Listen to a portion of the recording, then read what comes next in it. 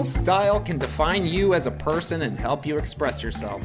And the end of the year is a great time to take a look at your closet and decide what's working or what's not. Something that's not working for me? I don't have a corduroy suit. I love corduroy pants, love a corduroy shirt. I'm even such a sicko that I have multiple corduroy hats, but not a corduroy suit. And that's where Indochino comes in.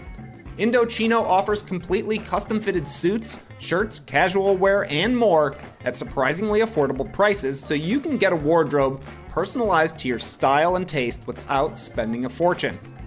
Every piece is made to your exact measurements, and you can customize every detail.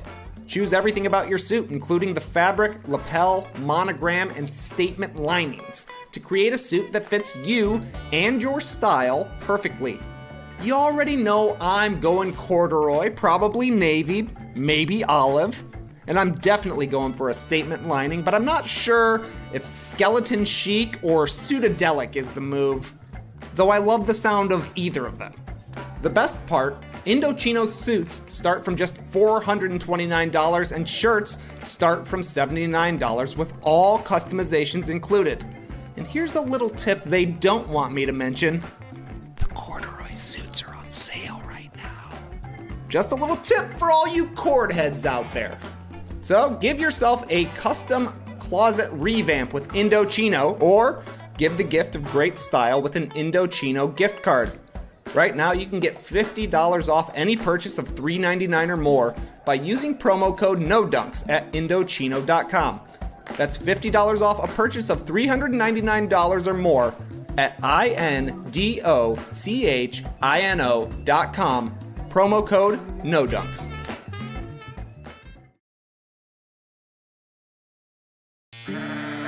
When your legs don't work like they used to before, darling, I will be loving you till we're 70. We found love right where we are.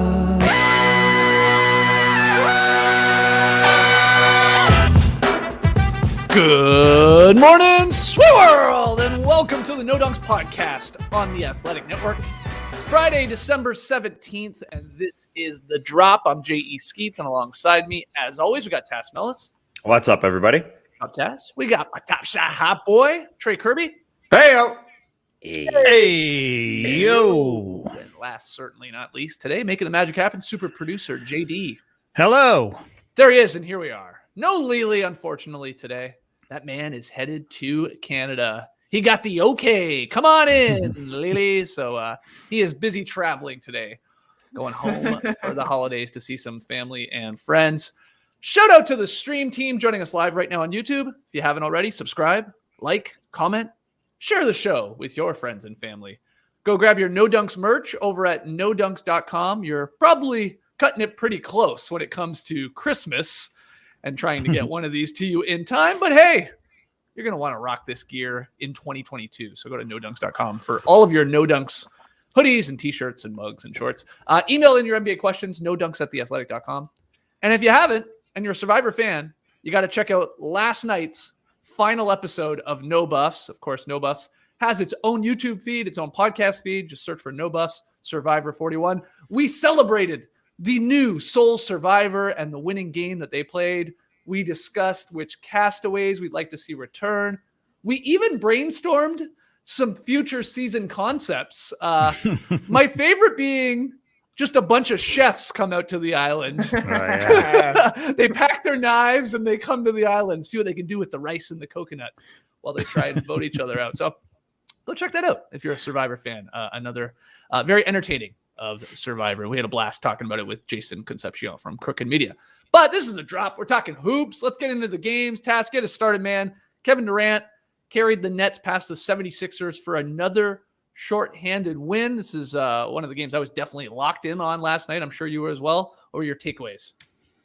Well, it's Kevin Durant's basketball world, and we're all just living in it. If he was on Survivor, he would probably be the sole survivor, the guy who lasts till the end.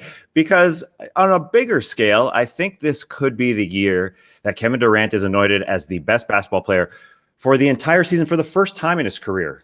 I don't think he's ever had that title for an extended period. I'll get into that a little more. Let's just talk about the game for a sec. Last 3 games without James Harden, who hasn't been around. He's gone 34, 34, and 51. And there were MVP chants raining down on KD in Barclays, which there should have been. And the most enjoyable part for me was Kevin Durant at the end of this game just fired up, telling everybody to get the hell out of his barn. I guess he was yelling at Joel Embiid. You got to assume if Philadelphia's on the other side that the thing that's getting you fired up as a basketball player is Joel Embiid yapping at you, because Durant was yapping right back. And it was awesome seeing that 4-point play with 2 minutes left. KD just walks up in KD-like fashion. Really, when you want a shot, get KD the ball, let him bring it up, and let him fire away. What was Tobias Harris supposed to do other than foul him? Not sure if it was a foul, really. But anyways.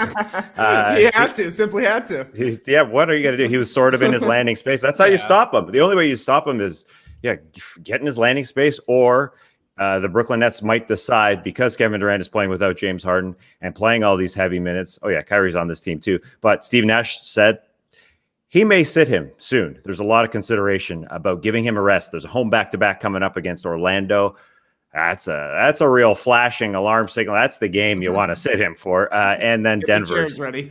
Yeah, he's going to be chilling, but he is obviously running the league. And I bring up that whole thing about him being the best player in the league for a long time. I think that's what Kevin Durant has always wanted. I'm sure a lot of basketball players want that. But like when he went to Golden State, what was he looking for? He was searching for the title, but he's also searching for some sort of recognition, just a little bit more of that. And I think that's what he's on a mission for. And he could get that this year, because we've talked about a draft of NBA players right now.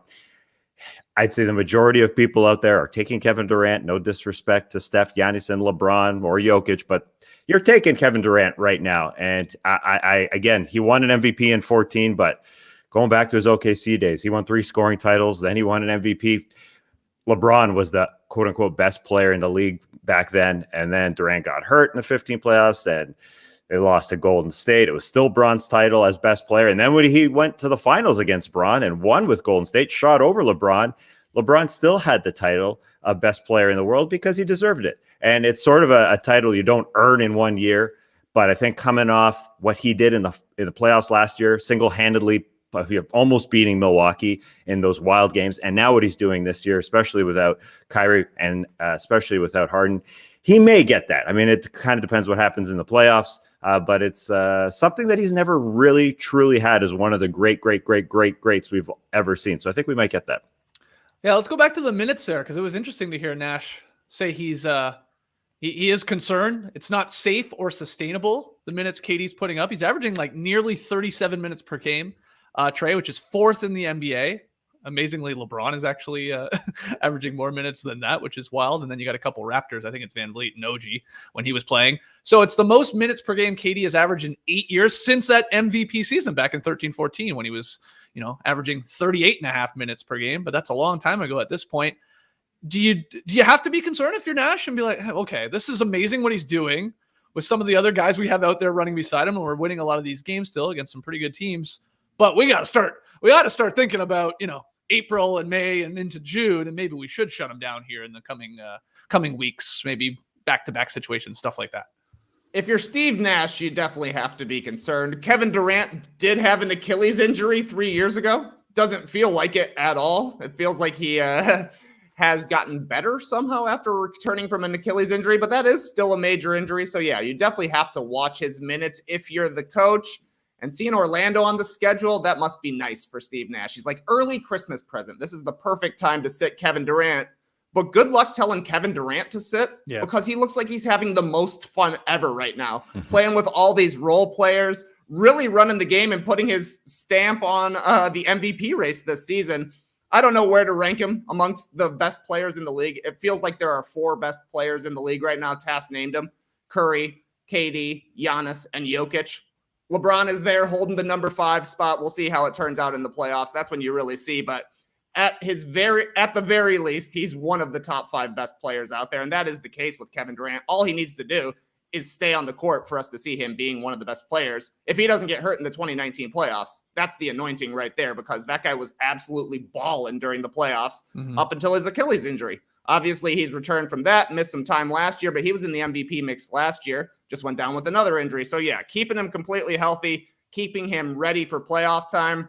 The Nets right now don't have the luxury of being able to sit him and just letting James Harden or Kyrie Irving work, which is kind of was their long-term plan, right? Like we're able to sit one of our big three if there's another big two to step in. They're not not there right now, but I think the Nets could probably handle the Magic. That gets KD some rest, but yeah, he's putting up a lot of minutes, but he's putting up crazy numbers in the meantime too. A 51, a 30-point triple-double, and then last night getting really close, 34, 11, and 8. I don't want Kevin Durant sitting on the bench. No. The guy is balling right now. Some of the best basketball of his career. That's why Kyrie could be the savior, though.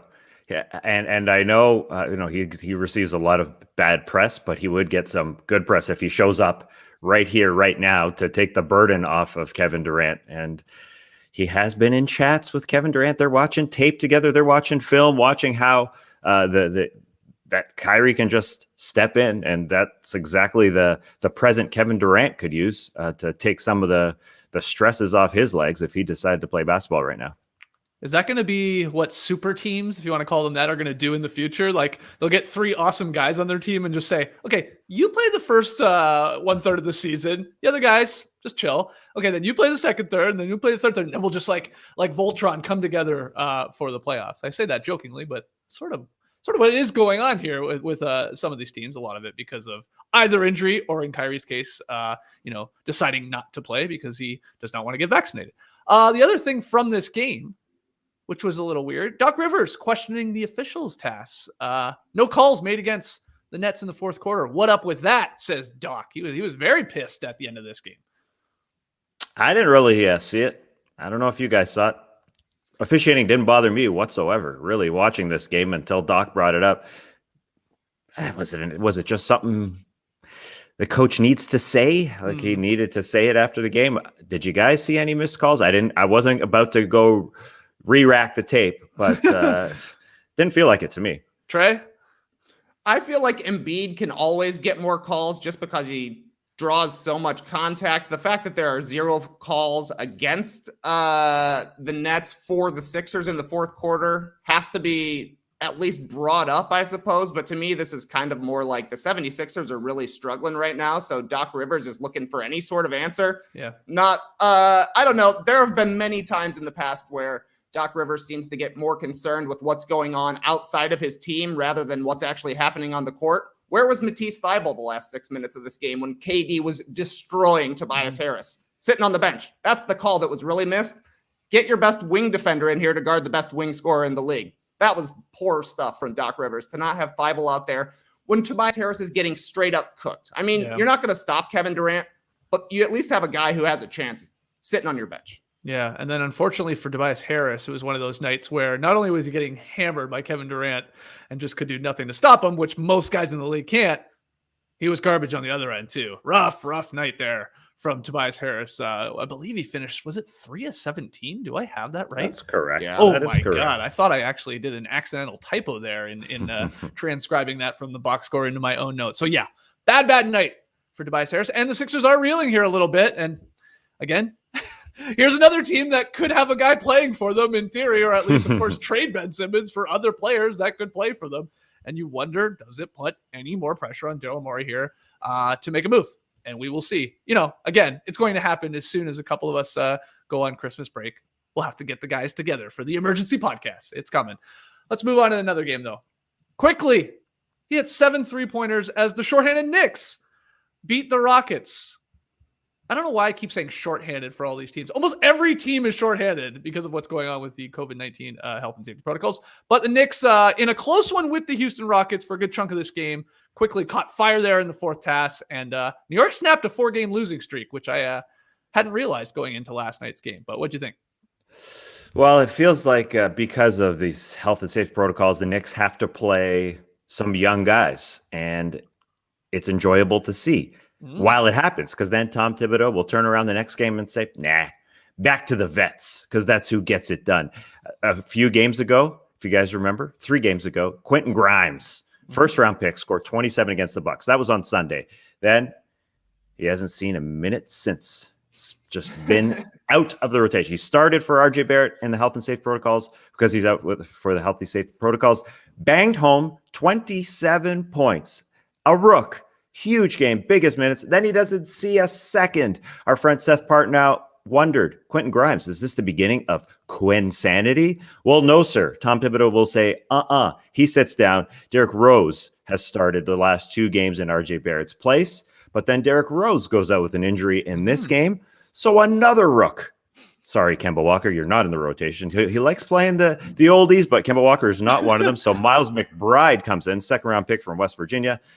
As a guard, 15 points and 9 assists. Huge game for Miles McBride off the bench. Hope you enjoyed it, because history says he's not going to play in the next game or the game after that or the game after that, because I understand Emmanuel Quickly, fantastic guy. You want him coming off the bench. But these guys, especially Quentin Grimes, Miles McBride, I sort of understand.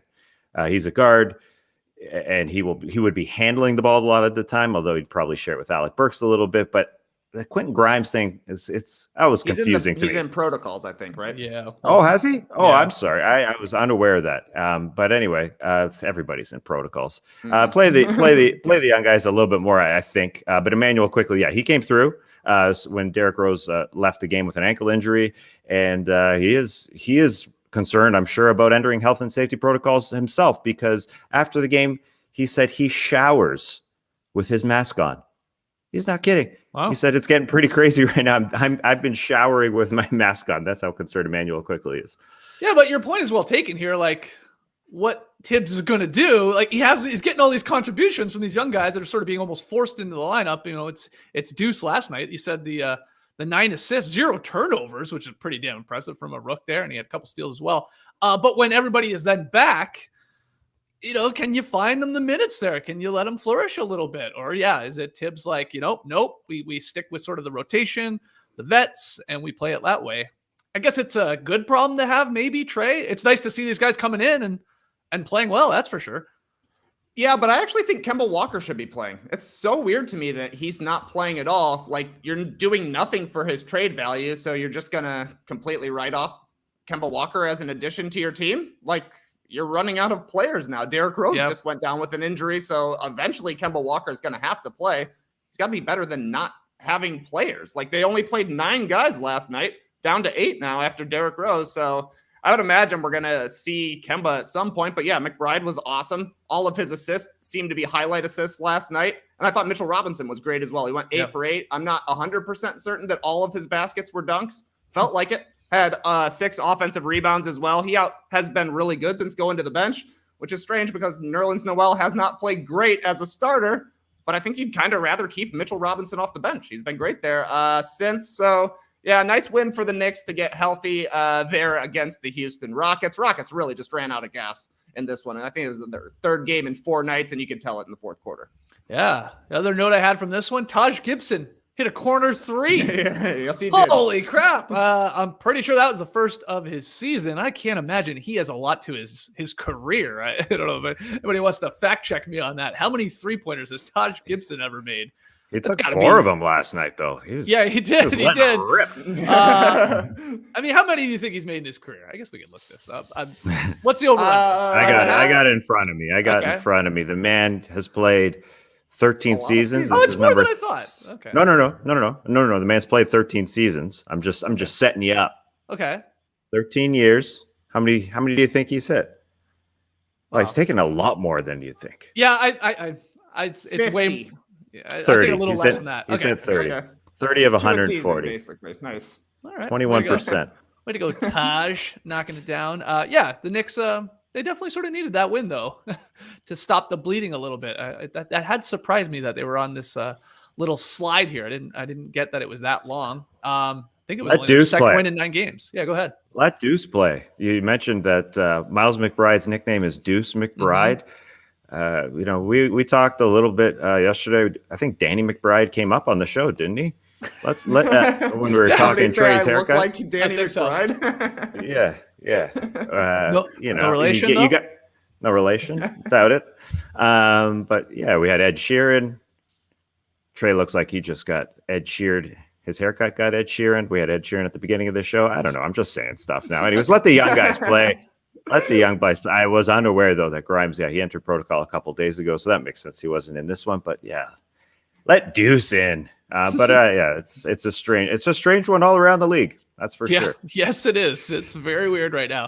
All right, let's move over to the Phoenix Suns, the balanced Suns. They cruised past the Wizards to tie the Warriors for NBA lead when it comes to victories. Trey, what do you got from this one? Yeah, nice win for the Suns. Pretty easy. Honestly, the Wizards got off to a 5-0 start. Then the Suns took control pretty much right after. They stretched their lead out to 26 at the biggest. They won every quarter. It was a dominant win. They've won 4 out of 5 since their 18-game win streak was snapped. They're 5-2 without Devin Booker. Great recovery. 8 Suns were in double figures last night. JaVale McGee leading the way with 17 points. Nice for Phoenix, but honestly a little concernicus for the Wizards here. This is their 4th straight loss.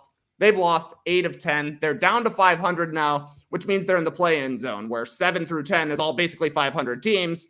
And the Wizards are clearly trending in the wrong direction. They started out with a really hot defense, and we're just waiting for Bradley Beal to get better. Yeah. Right now, though, bottom 10 on offense, bottom 10 on defense. And Beal has been a little bit better. He had a nice game last night, 26 points, 5 assists, 60% shooting. The rest of the starters did basically nothing. His splits have been better in December, percentage-wise, but he's still at just like 22 points, 5 assists, which is not good enough for a superstar on this team. So if they're going to be a top 6 seed, we need to see Bradley Beal back at like 27, 30 points per game, doing everything out there because he's going to be their main offensive player. No Dinwiddie last night. The meshing between them has been kind of awkward, and I don't know. I thought we were past this, but I went on Bullets Forever today, and they're already talking about maybe not signing Bradley Beal to this next big max deal and trying to trade him again at the trade deadline. So sounds like we might have another star on the trading block once again, just when you thought Bradley Beal was untouchable.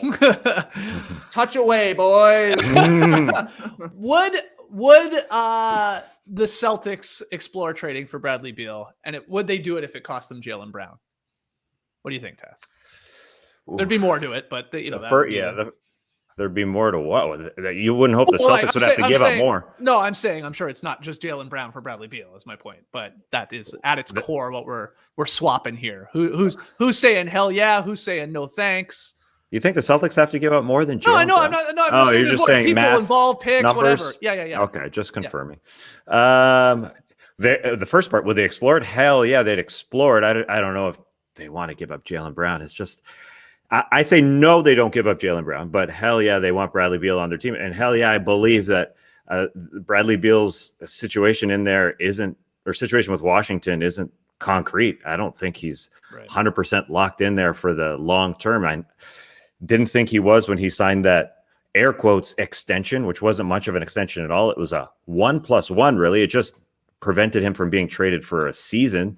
And there will be a team, whether it's the Pelicans, whether it's the Wizards here with Beal, that don't give a guy that max extension. Someone's going to do it. It just seems like every youngish player gets an extension. I know those are two very different circumstances in Zion and Bradley Beal, but it feels like every superstar, if they say, hello, yeah, I need a couple back surgeries. My name's Michael Porter. Give me a max. No problem. Hello, my name's Bradley Beal. I'm entering my 30s. Yeah, I've said I haven't wanted to be here, but give me a max. Sure, no problem. It seems like everybody gets it.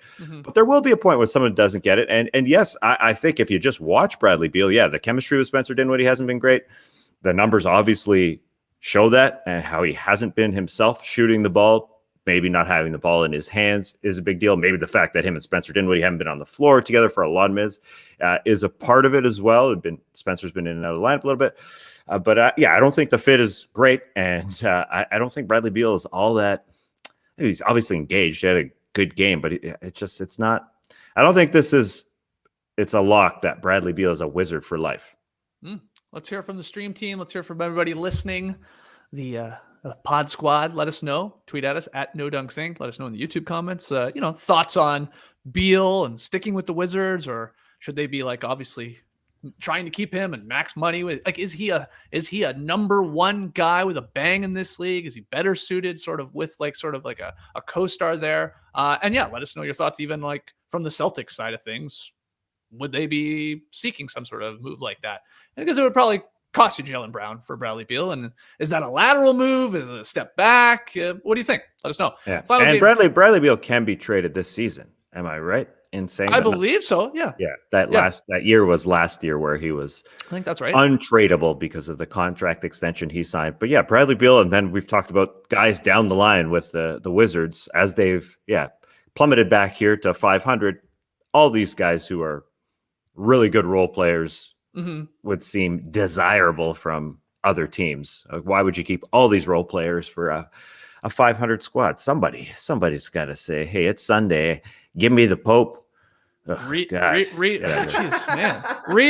the Sixers, Wizards, Simmons, Beal talk there too. That's back in our. Get that back in our lives. When we're on Christmas break, just replay the show from June 17th. Exactly. No doubt. It's what's happening. Our final game from last night. Yeah, there's only 4 on because we had one of them postponed. It was the No Dunks Bowl, too. Of all the games that got postponed, it was Raptors Bulls that was supposed to happen last night. But Pacers beat the Pistons 122-113. Caris LeVert, 31 points, season high. Looking shifty, they were calling him out there last night. And he was attacking. 22 of his points came in the paint. He hit 7 at the free throw line. So a lot of the work inside. He said after the game, quote, "The past couple of weeks, I've turned the corner on my body." I like that line. Yeah, so he's feeling healthier. He started the season with an injury. And again, this was probably his best game in terms of shooting the ball this year. Helping the trade value. It's possible with this Pacers team obviously saying that, or at least a week or so ago, reports that they are open to moving some of their key guys here, Sabonis, Miles Turner, and Caris LeVert in the mix there. I watched a lot of this one.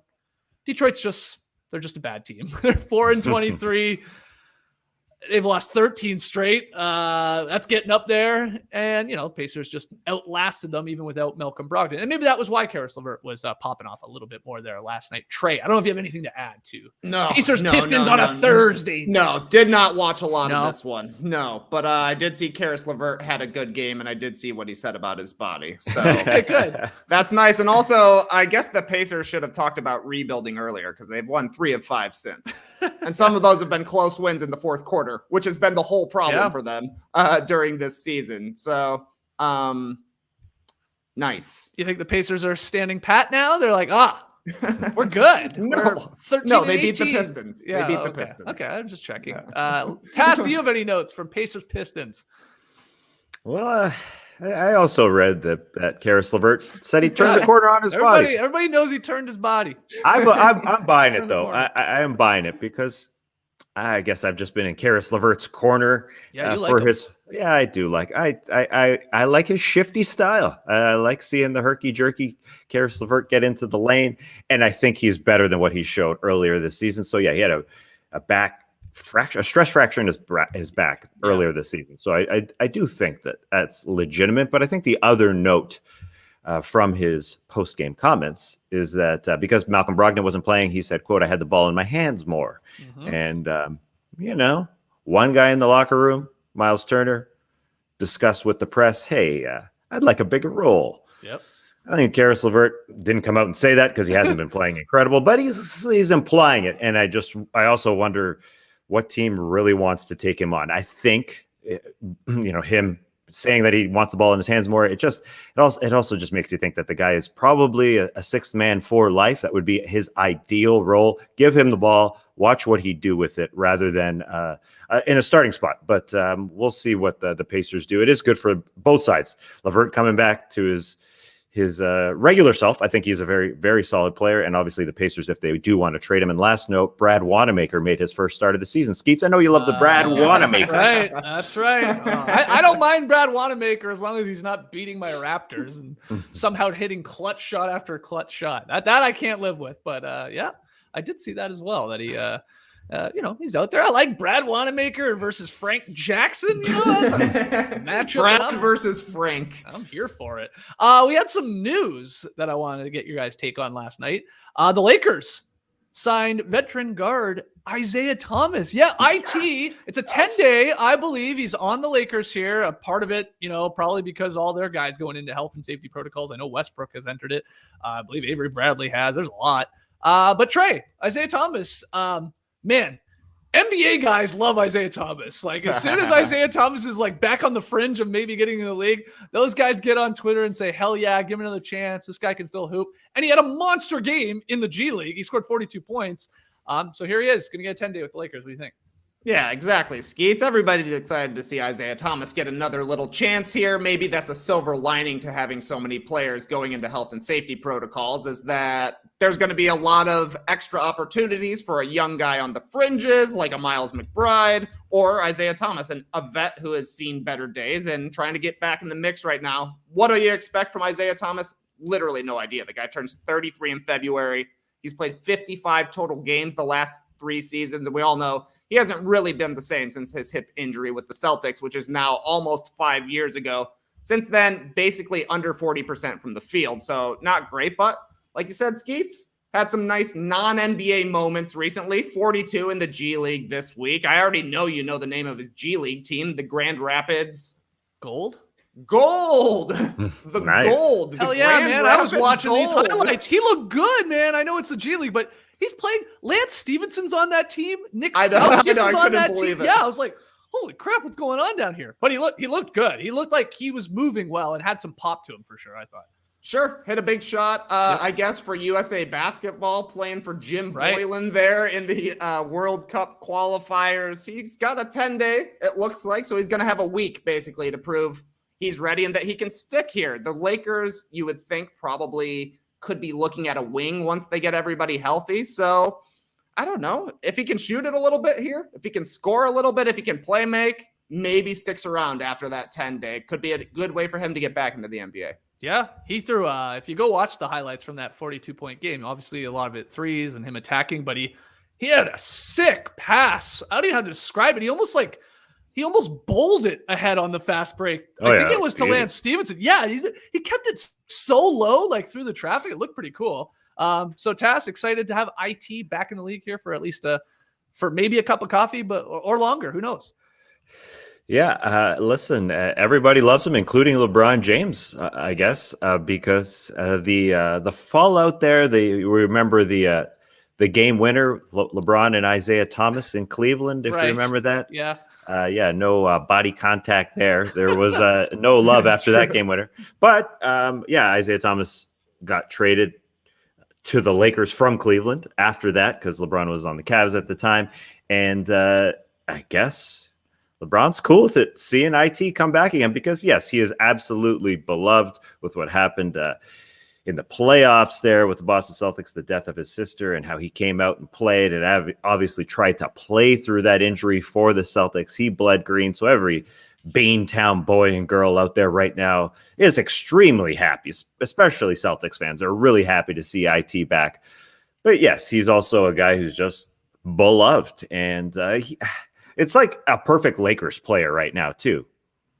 Older, can score, defensively, not really IT's thing. But he's got the Ish Smith treatment recently. He's been bouncing around the league. He's been all over the place. This was going to be his 6th team, really, in 6 years. It's just he played with the Cavs, Lakers, Nuggets, Wizards, and Pelicans recently. And the G League thing is, I'm surprised here that there isn't more of a cult following, and we're basketball nerds into the nerddom of basketball, and there really isn't as tiny or as large as it could be. There isn't really like a G League hardcore fandom, is what I'm saying, because you mentioned those names. Lance Stevenson is down there. Isaiah Thomas is down there. Like, names that basketball nerds would absolutely adore. The guy just put up 42. Stream Team just mentioned that Jason Terry is the coach for the Gold. Wow. Nice. There might be like this like little pocket of Grand Rapids Gold fans out there. going nuts about their team, or the Fort Wayne Mad Ants who they were playing in this game. I don't know. Yeah, I mean, there has to be that test. I guess there's time, but I'm just saying, because we are so immersed in it, we would know if there was a maybe slight one. But it is interesting because Isaiah Thomas is going to be signed with this hardship exception because the Lakers have so many guys out. But it wasn't like an NBA.com news story. It was a report from NBA.com that the Lakers are signing him with a reported hardship exception. It's kind of just strange. It's strange to see on NBA.com, the first line, Isaiah Thomas will sign a 10-day contract with the Los Angeles Lakers, according to NBA insider Mark Stein and the Athletic Shams Charania. Oh. I'm getting into the weeds here, but it's just weird to see NBA.com not report on it. Usually they just don't report on it until it's fact, but I guess it's happening. It seems like the Lakers are getting IT, and that's good for that dude. He's a great guy.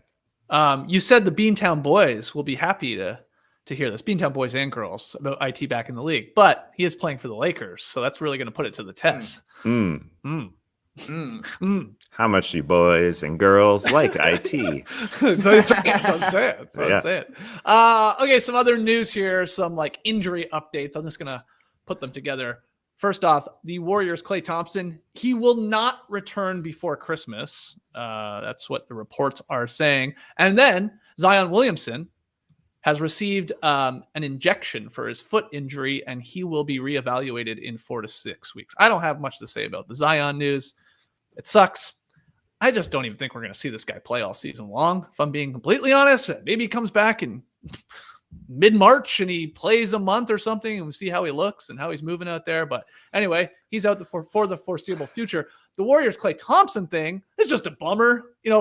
I was expecting him back for Christmas. I just thought that would give it a little life, that game. They play the Suns, right? Warriors Suns, man, it would have been cool if those two teams were like, fully loaded, I guess. But you get why, Trey, that they're just extreme caution with a guy who's on 2+ years of rehab here.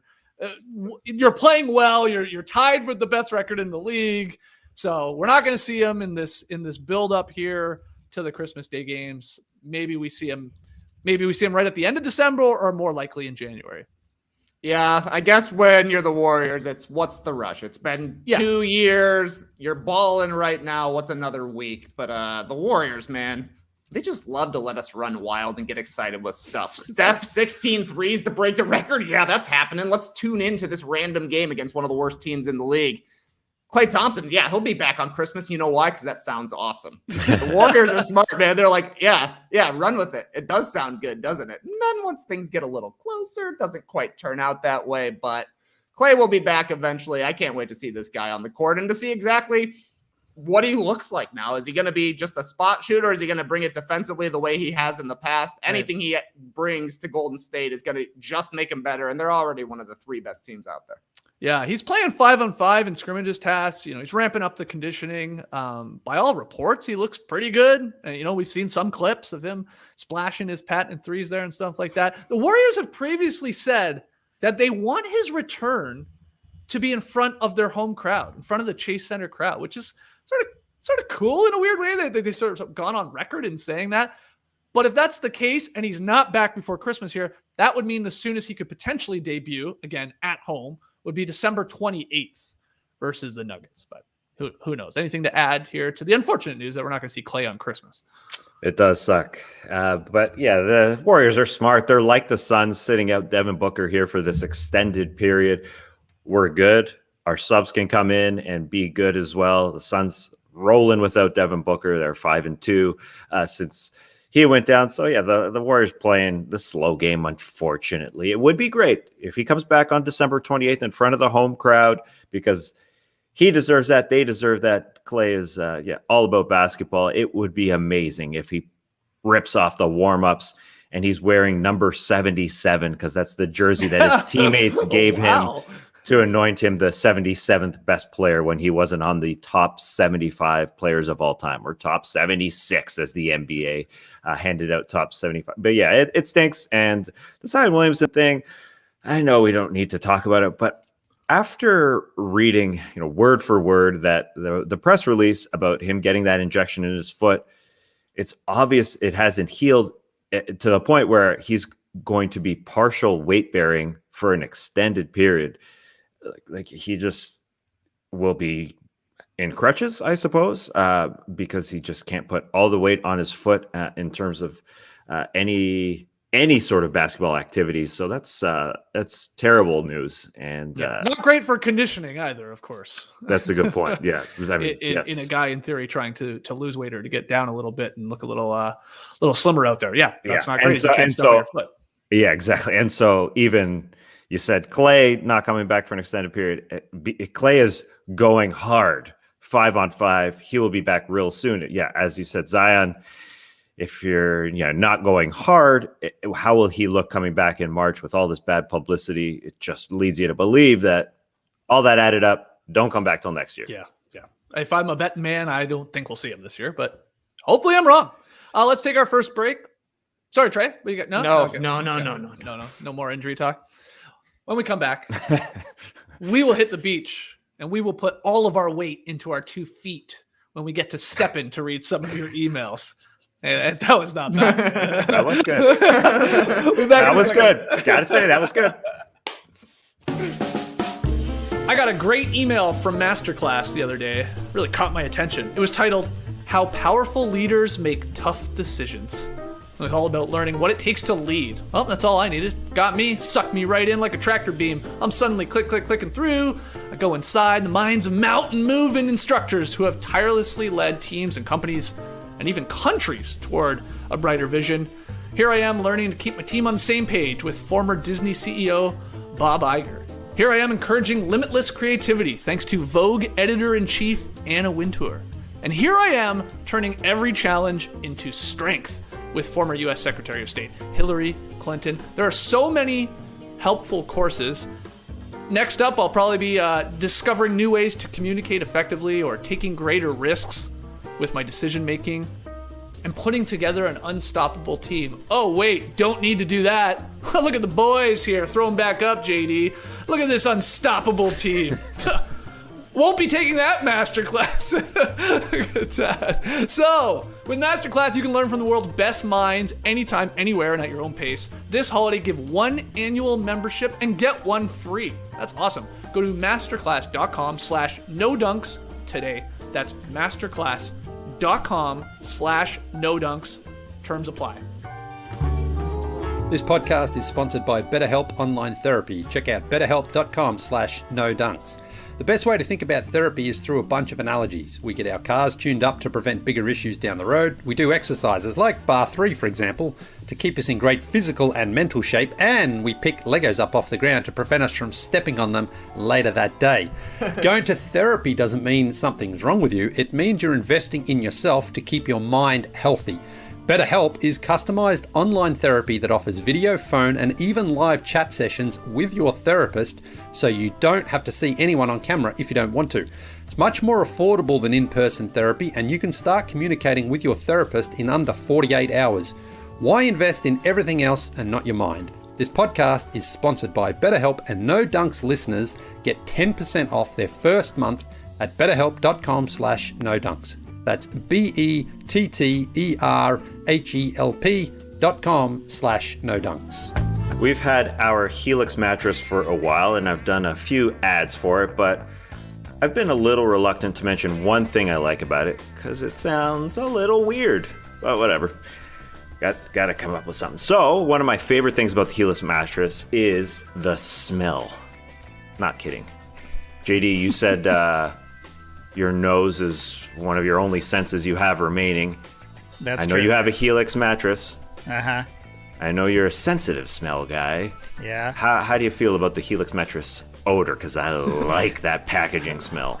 The packaging smell of the Helix. It's there. It's fresh. It's still there. It's still present. I take a nap on it, and it just feels nice. Like, I don't know. It's just a nice odor. It's like I'm sort of at the beach. You know, I know, Lee, you've mentioned before that you're at the ocean, had a long day on the beach, you like to take a nap. What about it? Is it the odor of the ocean, or is it just that you're all tuckered out? It's the atmosphere, it's the sun, it's the ocean waves. It's just, oh yeah, that's a beautiful feeling, Tassie. You're taking me back.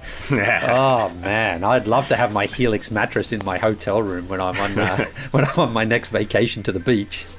That's what I'm saying. It's that odor wafting in for me, for the ocean. It's the odor of a Helix mattress. How about scent? How about scent instead of odor? How about scent? Yeah, nice. Does that bother you? Yeah, I think that's more of a positive term. Yeah, that's right. Probably. Yeah.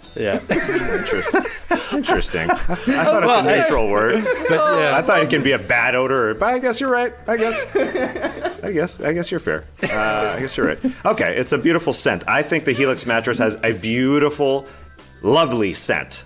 I love it. I can't deny it. Helix Sleep has a quiz that takes just 2 minutes to complete to match you with your perfect mattress and your perfect scent. Just kidding. That's not part of the quiz. My mattress is the Nap Deluxe. That's what I call it anyways. It's the Midnight Luxe because I like a medium firmness and I sleep every which way. Everybody's unique and Helix knows that, so they have several different mattresses to choose from. Soft, medium, firm, great for cooling you down if you sleep hot. Mattresses great for spinal alignment to prevent morning aches and pains, and even a Helix Plus mattress for plus size sleepers. Yeah, plus size sleepers. What a weirdo. Anyways, delivery and setting up was fast and easy. Mine is soft but firm, and it's really supportive. So take the quiz and get your perfect mattress shipped right to your door. Try it for 100 nights, and Helix will pick it up if you don't want it. And now, Helix is offering up to $200 off of all mattress orders and 2 free pillows for our listeners at helixsleep.com/nodunks. That's helixsleep.com/nodunks. Back with No Dunks on a Friday. It's the Drop Podcast. I just saw this tweet come through from Kevin Zwerble. Before we get to the beach, he said, Block Wedgie is now the blue dress, gold dress of 2021. First, I heard Block Wedgie. Remember that clip, the wedgie we showed you? We thought Miles Turner maybe yelled, Block Wedgie, hell yeah, or something like that. And then Tass said, no, he says, good block, boy, or something like that. So it's like, if you listen to the clip, you can hear both of them. So hence the blue dress, gold dress. I bring that up because I guess we haven't heard from Miles Turner officially yet, have we? See him respond to. I haven't seen him chime in. Okay. Yeah, the real Laurel Yanni situation, if you remember that one. Remember when that was a big meme? Like, you just had to decide between two things that you observed for like 2 months. They're like, you have to compare these things. Yeah. Weird. Pretty weird. Very bored. We were bored. All right, let's get to the Little Beach Steppin, JD.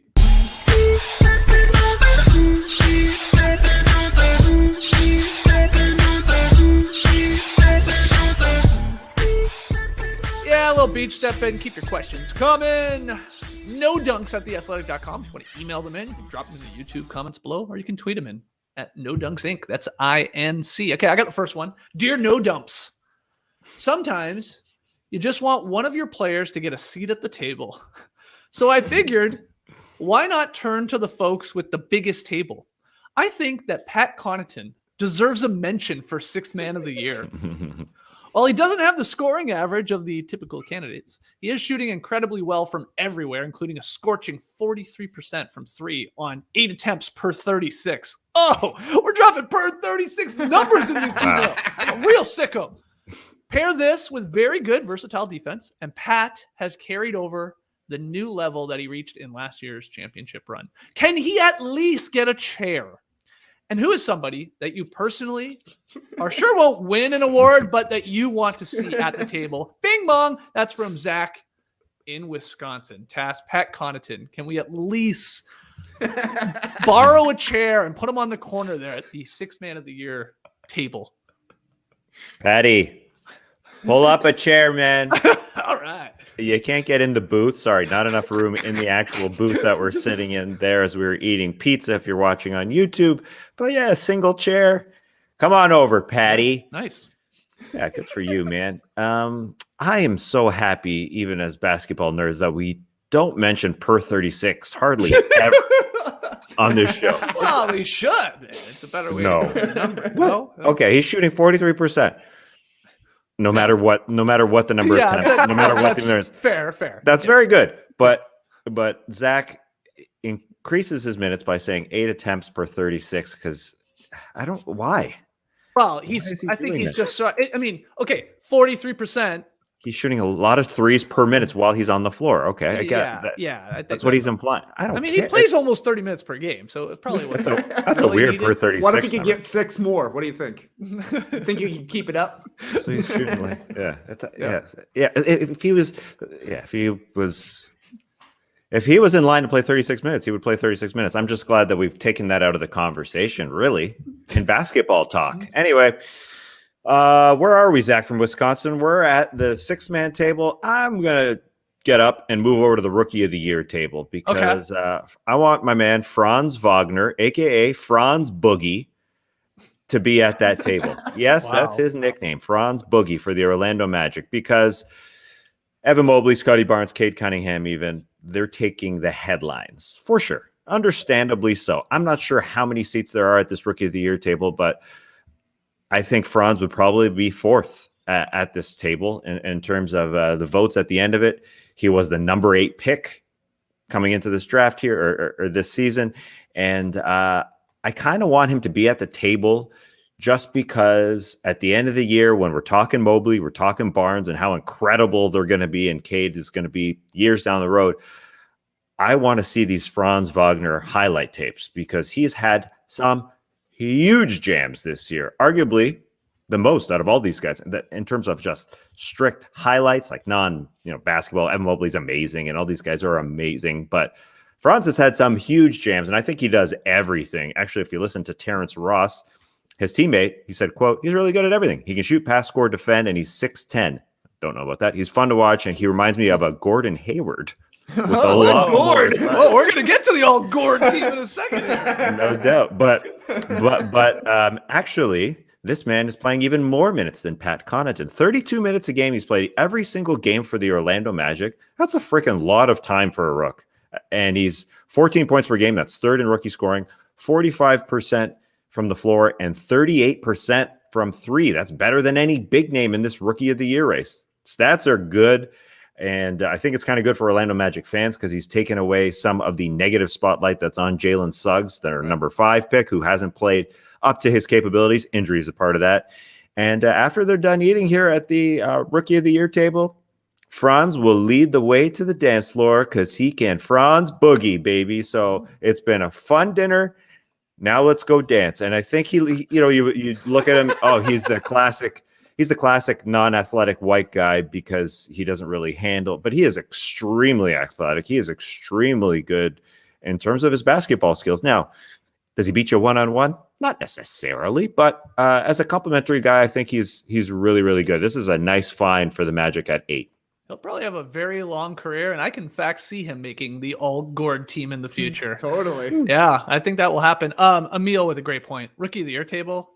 That's got to be the kids' table, right? Nice. That's true. Nice. And look, the table, be it for any of these awards, I thought we decided it's 5 or 6. I mean, we can't come to one number, but isn't that what it is, Trey? 4 to 6, it's 5 or 6. I like 5, but you can't get more than that at a table and have a great conversation. Nah. It's 4 too to many 6 people. is perfect. Yeah. You have to have 6 seats at the 6-man table, I do think. Okay, that's fair. So Pat Connaughton definitely getting an invite right now. I mean, you started those per 36s. Tass, I don't know if you know this, but Franz Wagner is averaging 21 points per 100 possessions for the Magic this season. Crazy stuff. Sounds good. One of my favorite things to look at is all rookie second team. Oh, yeah. Because it's just like, that's like your future good Gord players. Just like come in and contribute right away. Get my boy Io on there. Got to have Io on the second team all rookie. He's got no chance of winning Rookie of the Year, just like Franz Wagner doesn't. But I don't even think Io can get to the first team at this point. Nonetheless, he's had a good season. And we talked about it a while ago because the Bulls haven't played him forever. But Lonzo Ball could be a Defensive Player of the Year candidate in another basketball league. Like, you're never going to win it as a guard. Especially as like a point guard, which he is. You can win it if you're Kawhi Leonard and can do everything out there. But he's instrumental to the Bulls when they're playing basketball. The way he is in passing lanes, the way he's kind of freelancing out there. He uses his instincts and his reads the same way he does offensively, but he does it defensively, and it almost has a bigger impact. So that's a guy who has changed the Bulls. But I think you look at Caruso as kind of the guy who's most likely a candidate there, the way he's been so good with his steals. But Lonzo, an incredible player. Just back to your rookie of the year table, the kids table test. If Franz is there, and I agree with you, he probably is, and I think it's 6. Okay, 6. Great conversation. Yeah. Because if it's 8, if it's 8, then there's 2 conversations going on. And what's going on down there? What are you guys talking about? Hey, maybe we could switch seats halfway through. And mix it up a little bit. So if we're calling it 6 at this table, you got Cade, you got Scotty Barnes, you got Mobley, of course, you got Franz. Let's put you on the spot, Tass. Who are the other 2 right now? Well, I love that Franz is at the table because he's got the dessert. Hagen Franz. Okay. I'm sorry about that. I just can't think You of. really want to get some I puns can't out think today. of. It's pun day. Help but think of desserts when I think about Franz Wagner. I just can't. The other 2. Jumping Jehoshaphat. Well, I'll give you It's Chris hard to go Duarte, down. Josh Giddey. Giddy. Give me Giddy. Okay. Giddy's there. I'm a little reluctant to go Duarte. Oh, I don't wow. know why. Wow. He's been solid. But Giddy's my number 5. He's got a future in this league. I think he'll be on the first team. And then I think Duarte or Alperen Şengün might steal that last seat. Steal that last seat. I love Şengün. With all of this table talk when it comes to the awards, it's unfortunate that our guy, Zach Lowe, I'm sure you guys saw the clip going around, sticking up for Jokic, getting very upset with, I think it was Kendrick Perkins and Richard Jefferson there on NBA Today on ESPN. Malika Andrews hosting that show, because the debate must have been, Curry or Durant MVP? And Professor Lowe went nuts. He was going crazy. He's like, well, how's Jokic not there? I mean, he was basically throwing out per 36s. He's dropping every advanced stat there is, and rightfully so. But all of that could have been avoided if it's approached in the sense of an MVP table, right, Trey? It makes more sense, especially this race this year demands a table. There's 4 or 5 guys that are there, and Jokic, of course, is one of them. 100% Skeets. We're changing the game here, and people haven't caught on yet. We used to talk about who's your top 5 players out there, and then Steve Smith, for some reason, came up with the Mount Rushmore of the NBA, and suddenly everybody was talking about who are your top 4 players. Right. So now we're talking about the MVP table. Hop on board, people. Everybody goes to dinner. Everybody knows what you're doing at a table and a general consensus for how many are sitting there. 4 to 6, as we all know. Yeah. You're double dating or triple dating with regards to MVP candidates and all award candidates. So I think this is going to be the next big thing. Yeah, that's what I like about it. It can change how many people are at the table. That's right, exactly right. And this year, there are only 4. There are 4 people at the MVP table. Everybody else is at another table. They might be in the restaurant. They might be trying to hear what they're talking about at that table, but they're not there. They're not eating the food they're eating, Tass, and they're not drinking the wine that they've ordered. It's the 4. And there's no order right now. That's the beauty of it all. Okay. It's Jokic, it's Durant, it's Curry, and it's Giannis. That's it.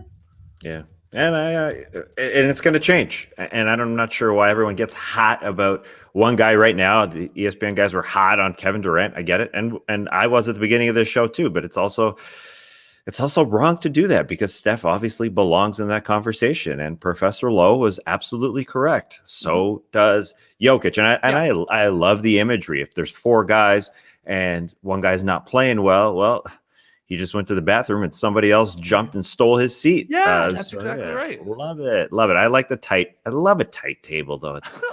It's nice to be 4 for this MVP voting, because you have to leave somebody out. That's the nice part. It's nice to just kick somebody out. Like who out of the top 5 wouldn't be there?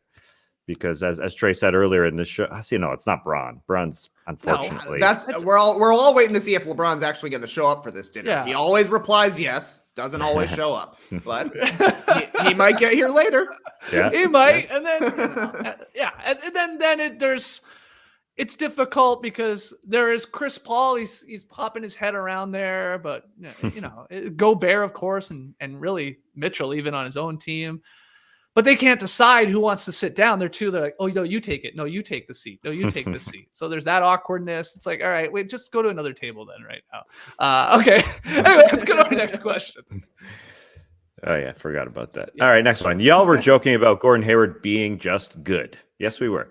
He's going to give you 19 points every night, even though he gave you 41 the other day. So who's your all-NBA good Gord starting five?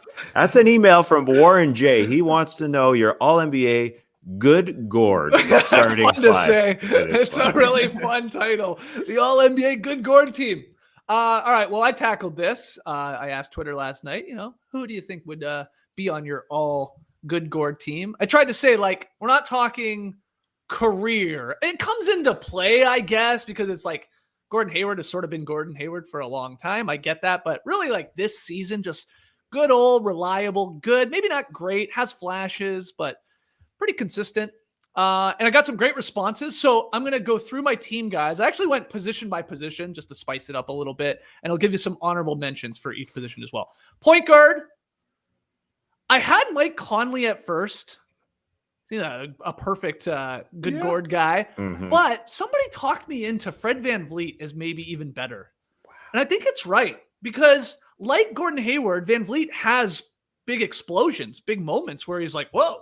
He can go for a 35. He can go for a 40. What hell? I mean, VanVleet had like a 50-point game. A couple seasons ago last year? I don't know. I can't remember anymore. But anyway, otherwise he's reliable. He's 20 points per game. He's a couple boards, 6 assists. He's never made an all-star team. He'll be like Gordon Hayward. Maybe he makes one. Maybe he doesn't.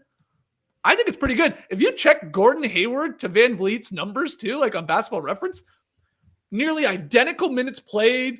PER pretty close, true shooting percentage, similar usage percentage. So I like VanVleet there, Tass. I know you sort of scoffed at it at first. Maybe you're thinking, VanVleet's a little too good to be a Gord, but I don't know. I think he's perfect. Yeah, that's where I'm leaning. Too good to be a Gord. I don't know. I don't think so. I don't think so, though. Too good. Sounds like a good tune. Yeah, I don't know. I'm too good to be a Gord. Or a bumper sticker, a license plate. Too good to be a Gord as a bumper sticker.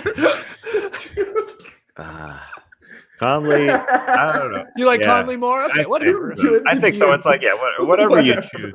Whatever you choose. It's like, I'm in the mindset where it's an older guy who's kind of reached his peak, and what you see is what you get, son. It's like it's turning into the Hall of Very Good, our idea. You don't think VanVleet's reached his peak? I mean, VanVleet's not going to be scoring 25 a game. I'm sorry. He's going to be a 20-point per game scorer for a couple of years here. That's perfect. I'm not putting a ceiling on Fred. All right. Although you might be right. I think VanVleet is – I like him here in this position. Conley, like I said, honorable mention.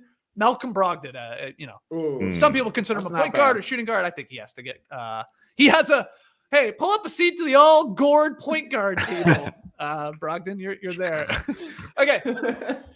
Shooting guard. I'm going with Grayson Allen. Good Grayson. I'm in your good Graysons. Again, this season, guys, he's a 13-point per game, shooting 43% from the field, okay? 41% from three, though, and he plays about 30 minutes per game. And, he's just good Grayson is good Gord. Honorable mention, Eric Gordon. Gordon. Nice. I mean, I think he has to get the call here, unfortunately. Okay, now that I say it out loud, maybe we do have to have fun. Those were the two guys I had at the shooting guard position. This one might surprise you guys. Now, this was recommended by a bunch of people on Twitter. And at first I said, come on, get out of here. And then I was like, whoa. Small forward, Andrew Wiggins. Yeah, we got a Canadian Gord. And I mean, I think they're right. Like he's totally. Like right in the ballpark scoring wise. He's like 18.5 points per game. 4.5 boards, couple assists, like a shade under 50% from the floor. That's good. That's reliable. He's shooting 41% from three. That's really great. I like it. So Wiggins is there. I'm with you. It's happened. I had him on my short list. Okay, good. Wow. My Gort list. Honorable mention at the small forward position. He plays like 50% of his minutes as a small forward and 50% as a power forward. But Dorian Finney-Smith feels like an old Gord guy. Put him on the second team. No, Trey. Not good enough. He's not good enough for me. Okay. Yeah. Okay. I like him. More Gord than good. Oh, he's more of a Luke Walton All-Star. Is that what you're saying? There you go. Yeah. Yeah, you're probably right. Let me drop this before we get too far away from Andrew Wiggins, because his nickname is Maple Jordan. CWE Crocker chiming in with Maple Gordon. Yeah. A nickname for Andrew Wiggins. That's good. I just like Canadian Gord too. Because everybody from Canada knows a Gord. That's 100% true. Right? Yeah, Okay. yeah. Power forward. Now, I'll be honest. I was like, this is either going to be Tobias Harris or Harrison Barnes. Tobias Harrison Barnes. I was going to jam them together into one guy. I could, but I went a different direction. Bojan Bogdanovic. He's a Gord, guys. 17 points per game. That guy, you can put that in the box score every damn night. 17 points per game from Bogdanovic. Shooting splits, 47-42. Money at the line, 92. And he plays about 30 minutes per game. So I'm going him. Felt like I didn't have Conley in the mix. I needed a Jazz player on this team. Shout out to Gordon Hayward in his Jazz years. So I'm going Bogdanovic. Tass, you okay with that, or you think it should have been a Tobias Harris / Harrison Barnes? It's nice to include the Utah Jazz because they're almost the epitome of this Gord team in general. Really, really, really, really good. Just can't get there. He can't be a super duper star. So yeah, it's nice. It's nice. Okay, final position, big man, center position. I'll give you my honorable mentions first. Our man, Dan Devine, he threw out a Jonas Valanciunas, but he worried that he's got he looks too cool now with the slick back hair and sloppy steaks and stuff. Too cool. And I was looks was part of this, Danny boy, but I hear it is. Too cool. He's good. He's reliable. He's a good Gord. He's a good Gord. I think Zubats is a pretty good Gord too. Probably not on the level of a JV, but maybe a little step below. Then a step below him. So if it's like JV, Zubats, Mike Muscala would be at the lower end of the Gord. But those are honorable mentions. I'm going for this season, and maybe it's sort of like an epitome of his career.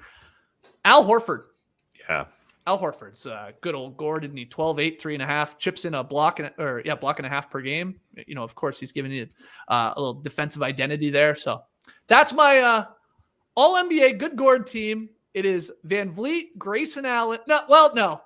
Van Vliet, Eric Gordon, Andrew Wiggins, Bojan Bogdanovic, and then Al Horford. That was way more fun than I thought it would be. Just talking about good, not great players. Just good players. These guys are just good. Just good. The Hall of Very Good is being renamed to the Good Gord Hall. Hall of Good Gords. Let's hear from all of you out there, though. Who did I forget? I see people saying Capella. Yes, I did get a couple of recommendations to have him as my center. But let me know who I missed on the All-NBA Good Gord team. I guess every Washington Wizard could sort of be on this list. It's like Montrezl Harrell and even what Kuzma? You're saying Spencer Dinwiddie? He's he's hit or miss like this season to me. Yeah, KCP. He's a Ferris wheel fella. Yeah. Middleton was in consideration, but he's almost I have him a level. He's above. transcended. Yeah. That's right. That's right. He is now pretty good. You have to find that sweet spot. Yeah, that's exactly right. But let's hear from you. Who did I miss? Tweet at me at JeSkeets, at No Dunks Inc., or let us know in the YouTube comments. Final question here as we step on the beach. Hey, you no dinks. Jump. It's either no dumps or no dinks, isn't it? No one just call us no dumps. Jumping off a question asked in Wednesday's show by Benton.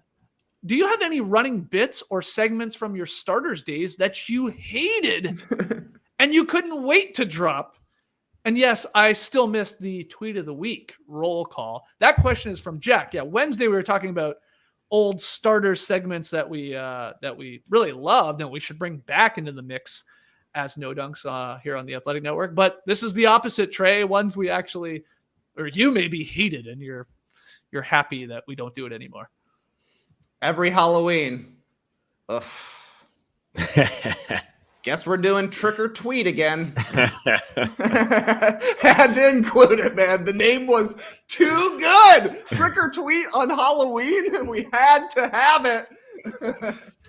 And we came up with one idea, and we're like, good enough. Yeah, we were good enough. We'll read a fake tweet. If you get it right, I'll whip candy at you. Right. Yeah. It was pretty weak bad television. Yeah, pretty weak segment. But the name was so good. We had to roll it 6 straight years. I love it. I wouldn't say it's pretty weak television. I'd say the name sucked because what? The name's great. I know the name's great, but it doesn't fit when you the idea was this tweet fake or not? So you get 2 tweets, and in reality, any human would say real or nah. I mean, that's really what you would say. It was just so forced that you would have to say, you'd have to actually think while we're on stage. What's a fake one again? Oh, trick is a fake one. Yeah, trick. Right. I mean, that's like people do fake tweets all the time, like on TV, and can be funny, or read hate tweets about me. Like, the Twitter thing is funny, but it was definitely one of those. We came up with the title, trick or tweet. Awesome. Cool. Awesome title. What is it? I don't know. We'll find it out. Yeah, we'll figure it out. So okay, that's a great answer. That was that's what I had too. Oh, really? Oh, yeah. Wow. It's always fun too, because the season starts in October, so you're like, nice. 2 weeks in, trick or tweet. We gotta do it. No, you tricked me. Now, there are some funny fake tweets that I think Matty O, maybe Trey came up with. Yeah, like that. Those were, I guess, sort of. That's funny. They're silly. That's funny. That's funny. JD, come on in here, man. You must have a couple segments that you hated. Oh, sure. I hated most of them. No, just kidding.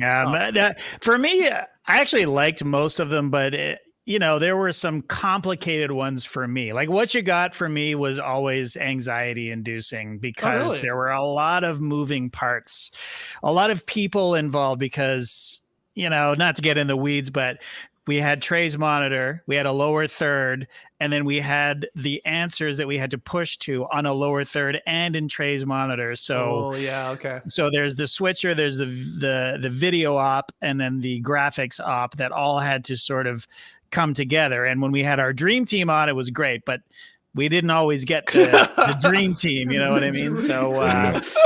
So there were a couple of times where the answer was revealed immediately to you guys. I don't know if you remember that. But I thought of another one. Actually, I hit up Matty O this morning because, just because, I couldn't remember things. Like we've done so many. But there was one segment that we really liked up in the booth, but you guys hated, I think. And it was the trade wins. If you remember that one, the trade wins are a blow-in. And there I did hate this. That's a good call. We loved it because we got a big industrial fan and we would blow shit at you when things went, nothing's blowing. There. Now it's fine. Yeah, there you go. Well, you had to. We used to intentionally bring in fans, and now like the leaf blow. What is going on? Now yeah. We did that segment. The last time we did that segment was 6 years ago tomorrow, December 18th, 2015. So we didn't bring it back. Trade wins were blowing. I remember being upset with the strength of that industrial fan. That was like there was talk like we were supposed to be like getting blown out of our chair. I remember, and then it was like someone just turned on like a fan, like ooh, cool me down, and throw some leaves in front of it. You come up with an idea like 3 hours before that, and then we're like, we need an industrial fan to blow these guys off their chairs, and that's what they had. I don't know. People are saying in the stream team, leaf blower foreshadowed. You should have just had a bunch of like crazy leaf blowers. Yeah. Huh? Yeah. Little did we know. Okay. We need this thing next time. Yeah. You guys loved it in the control room. I mean, that is obviously what you guys. That's what gets you off in the control room. Let's blow these guys over. Like let's in the studio. Yeah. I remember. The part that I hated about it, am I conflating it with another trade win segment where we would have to rate the prospects of a trade by the type of wind, like a gale wind? Oh, totally. Or is that part of it? That was part of it. Yeah, it was the same thing. I hated that part of it. I'm not a meteorologist. Not a meteorologist. Get the Gale scale out of here. Anyway, All right. people I have don't one. know. I want to do. Give me one sec, vamp for a second, because I Okay. do have one of the slides that we used. I just grabbed it randomly. Level 4 was F5 tornado. Like that was there were 4 levels, but the level 4 you had to say I think it's level 4 F5 tornado. Give me trick or tweet, please. And so this was meaning that this trade rumor, it was very strong winds. Like there was something behind it. Yeah. Okay. That's right. You were in Twister. You were Bill Paxton being sucked up in the tornado. Wow. Anyways, yeah, some of them. I think that was also the name came first, and then it was just like, well, what is it? We'll get a fan. Hey, it's hard doing a daily show. It's hard doing a daily show. Respect. I understand why that would really excite you. You know, the fan. You know what the problem is? There's a desk in the way of the fans. That desk is large. Yeah, that's true. That was an issue. So here's what's going on. We might, this is a little spoiler here, might try a little test run soon of our new studio. Let's do trade wins first show. Bring back all the hits. We don't have a crew to clean up, though. That's the problem. Just leave it. Yeah, that's true. We can just leave it. Okay. Anyway, great questions, guys. Keep them coming. NoDunks@theathletic.com. Email in your NBA and your non-NBA questions. Tweet them in @NoDunksInc. We love Steppin on the beach, which I believe was the first level of that trade wins, right? Just a cool beach breeze, I think. Right? Yep, I think so. Yeah. How does that make sense? I don't know. Yeah. Who knows? I'm pretty sure that's what it was, because it looked in the image like it was on the beach, like a gentle breeze. It was probably gentle breeze. So, yeah. Yeah, isn't that a beach? An island? Yeah. Okay. What's level 2? It still looks like still on the beach. I should download the rest of these. Watch your scarf. Yeah. Level 2, scarves in danger. Level 3, might fall over walking. Yeah. Level 4. Yeah, it looks like an umbrella has gone inside out on that one. And then it goes directly to F5 tornado. And I can't believe we didn't include hurricane, which is like the windiest thing. Well, I guess tornado is the windiest, but anyways. There's a reason we stopped doing it. We're going to take our final break. When we come back, though, we got tweet of the night, we got pick 'em results, and we got rapid fire fun. So don't go anywhere. Guys, is there anything better than donating to charity? Well, actually, there is. You could donate to a bunch of worthy causes through Omaze and get a chance to win something totally extravagant and decadent in the process. I'm just looking at the website here. You could win a Tesla. You could win the chance to do karaoke with Charlize Theron, or, oh my God, you could meet the cast of Downton Abbey. What? I just realized I'm probably disqualified from that because I'm reading this ad. Damn it. Here's how Omaze works. You enter for the chance to win something amazing, and at the same time, you can donate to support great causes. It's fun and easy way for nonprofits to raise money and for you to win big prizes like a customized Jeep Wrangler. I have always wanted a Jeep. This one looks like a Rubicon. That's the good one. And it's for St. Jude's Hospital, so that's a great cause. So, I'm going to probably donate anyways, but I'm not going to win this Jeep because I think I'm disqualified. Here's how it works. Go to omaze.com/nodunks and select the Jeep Wrangler or a different experience of your choosing. Once you've selected your prize, choose a donation amount from $10 to $150. The more you donate, the more entries you'll get. Through donations, Omaze has raised over $150 million to support over 350 nonprofits around the world. Enter today for your chance to win the custom Jeep Wrangler or other life-changing prizes and experiences at omaze.com/nodunks. Plus, you can receive 20 extra entries when you enter the code NODUNKS20. That's omaze.com/nodunks. When it comes to content, there are a few things I'm great at. Cannonballs, making hats tall, saying whether or not certain things are back, and there are other things I'm not so great at, like flyers, announcements, infographics, basically anything that gives actual information, and that's why I love Canva Pro. Canva Pro is a design platform that empowers you to create and share stunning content in just a few clicks. It's amazingly fast and fun, and with endless premium fonts, photos, videos, and more, you'll have that special someone saying, ooh, stunning content in no time. For just $12.99 a month, you can have 4 teammates and unlock everything Canva Pro has to offer. Designing together has never been easier, as Canva Pro helps you stay organized, on the same page, and on top of team projects with real-time sharing, editing, and commenting. Right now, you can get a free 45-day extended trial when you use our promo code. Just go to canva.me/nodunks to get your free 45-day extended trial. That's canva.me/nodunks. Canva.me/nodunks. Design like a pro with Canva Pro. To tweet of the night in a second, but Trey, during the break, you said you found the levels to trade wins. So let's hear them. Found the levels to the trade wins. I see the stream team has been speculating about what they could be. Okay. Level 1, Seabreeze. Okay. I said gentle breeze. Yeah. Yeah, gentle breeze. Island breeze, not bad. Seabreeze, very, very peaceful, very nice. Level 2, it's a strong gust. Watch your scarf. It's gusty out there. Your scarf's going crazy. Level 3, it's a full force gale. Oh, wow. This is where you need a meteorology degree. What's the difference between a gust and a gale? There's probably a limit. And then, of course, level 4, of course, is the F5 tornado.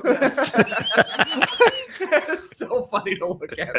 Why did we only do 4 levels to this segment when we had 5 levels to the how worried are you? Couldn't think of a 5th one. Yeah, I think that's probably the answer. That's another name for wind. I know. After Gale, I thought we were going to get a level 4 Oprah. Boo. Why didn't we do a level 1 like fart or something? Fart, then sea breeze, then strong gust, whistle. Something. Yeah. You know what could have been a good level 5 was Ziggy's suggestion here, Brian Windhorst. Level 5, Brian Windhorst. Like the trade has actually happened and he's announced. That's a Windhorst. Brian Windhorst part. Wow, good call, Ziggy. Okay, let's get to tweet of the night.